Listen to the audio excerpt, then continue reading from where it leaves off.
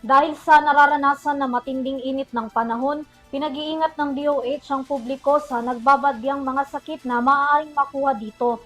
Heat cramps, heat stroke at heat exhaustion ang ilan lang sa pinakakaraniwang heat-related illness na tinukoy ng ahensya. Tunghayan ang kabuuan ng balita sa report na ito. Nagbabala ang Department of Health o DOH sa publiko na mataas ang tsansa ng pagkakaroon ng heat-related illnesses dahil sa nararanasan na matinding init ng panahon. Ayon sa ahensya, dahil sa mataas na heat index o nararamdamang init sa katawan at maalinsangang hangin, nagbabadya ang heat cramps, heat exhaustion at heat stroke. Maaaring maiwasan ang pagkakaroon nito kung palagian ang pag-inom ng tubig, 8 hanggang 10 baso araw-araw. Makakatulong din daw ang pagkain ng watermelon, pineapple, papaya o mga prutas at gulay na may water content. Hindi naman inirerekomenda ng kagawaran ng sobrang pag-inom ng kape, tsaa, soft drink at alak na nagdudulot ng diuretic effect, pagtaas sa body temperature at dehydration.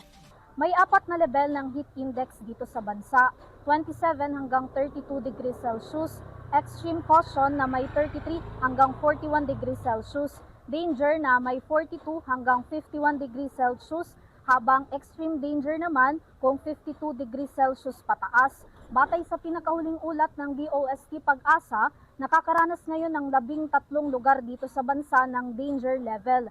Kinabibilangan ito ng mga lugar na sumusunod.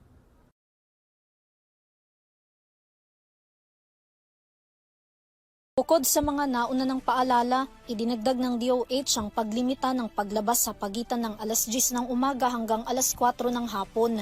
Dapat rin daw na magdala ng mga panangga sa init tuwing lalabas ng bahay. Kabilang sa mga sintomas ng posibilidad na heat-related illness ang pananakit at pamumulikat ng tiyan at binti, pagkahilo, pananakit ng ulo at pagsusuka na senyales ng heat cramps. Ang lubhang pagkapagod naman kapag matagal na nakababad sa init, panghina at pagduduwal ay senyales ng heat exhaustion.